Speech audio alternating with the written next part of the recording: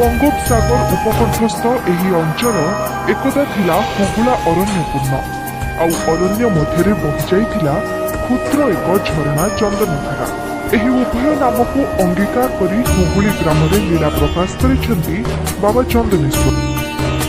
କିମ୍ବଦନ୍ତୀ କହେ ହୁଗୁଳା ଅରଣ୍ୟ ପଶ୍ଚିମସ୍ଥ ଏକ ଜନପଦଙ୍କ ଜୈନିକ ବଧୂ ଲକ୍ଷ୍ମୀ ତତ୍ତ୍ୱାବଧାନରେ ଥିବା ଗାଈଟିଏ ହୁଗୁଳା ଅରଣ୍ୟରୁ ପ୍ରତିଦିନ ଫେରିଆସେ କ୍ଷୀରଶୂନ୍ୟ ହୋଇ। ଗଞ୍ଜଣା ଶୁଣେ ଲକ୍ଷ୍ମୀ, ମନ ଦୃଢ଼ କରେ ଗାଈର ଅନୁସରଣ କରି ଜାଣିବ ଏହାର କାରଣ। ପରଦିନ ଛପି ଛପି ଗାଈ ଅଟକିଥିବା ସ୍ଥାନରେ ସେ ପହଞ୍ଚେ। ସେଠାରେ ସବିସ୍ମୟ ଦେଖେ ଚନ୍ଦନଧାର ଏକ ପାର୍ଶ୍ୱରେ ଥିବା ଅରଣ୍ୟରେ ଏକାନ୍ତ ସ୍ଥାନରେ ବିଲ, ଚମ୍ପା ଓ ମଧୁମାଳତୀର ପ୍ରାକୃତିକ ଉଦ୍ୟାନ।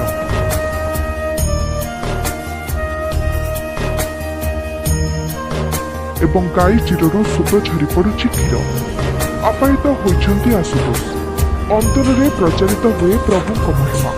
ପୁନଶ୍ଚ ଦେବଜ୍ଞାନ ଅନୁଯାୟୀ ସ୍ୱପ୍ନାଦିଷ୍ଟ ହୋଇ ଅଗଣି ପଣ୍ଡା ନାମକ ଜୈନିକ ବ୍ରାହ୍ମଣ ଜନ୍ମସ୍ଥାନ ଯାଜପୁରରୁ ଆସି ଉପସ୍ଥିତ ହୁଅନ୍ତି ଚନ୍ଦନେଶ୍ୱରଙ୍କ ପୀଠରେ ଏବଂ ପୂଜାର ଦାୟିତ୍ୱ ଗ୍ରହଣ କରନ୍ତି।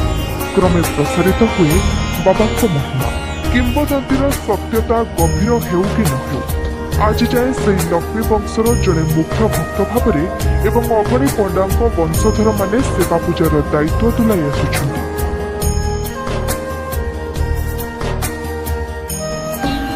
ସମ୍ପ୍ରତି ବିଶେଷ ଯୋଗ ଏବଂ ପର୍ବପର୍ବାଣୀ ମାନଙ୍କର ଏହି ପୀଠରେ ଭକ୍ତ ଗହଳି ଉଲ୍ଲେଖନୀୟ ଭାବରେ ବୃଦ୍ଧି ଘଟିଥାଏ।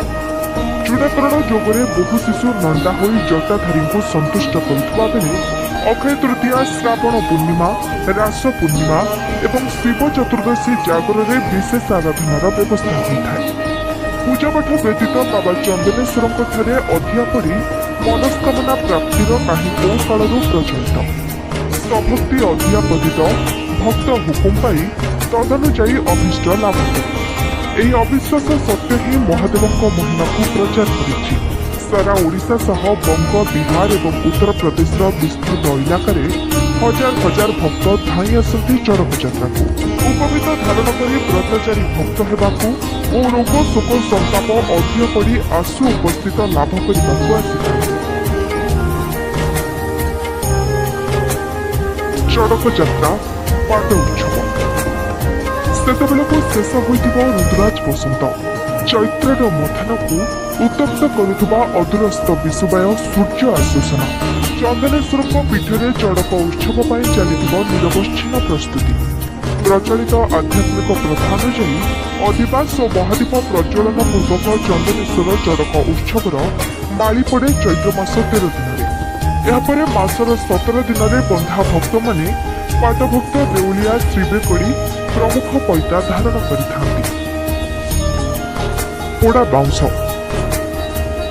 ଶନିବାର ବା ମଙ୍ଗଳବାର ଦିନ ଏକଟା ବାଉଁଶ ଝାଡ଼ରୁ ବାଉଁଶଟିଏ ସଂଗ୍ରହ କରାଯାଏ। ଏହି ବାଉଁଶ ଧର୍ମଦଣ୍ଡ ବା ଧ୍ୱଜଦଣ୍ଡ ରୂପେ ବ୍ୟବହୃତ ହୁଏ।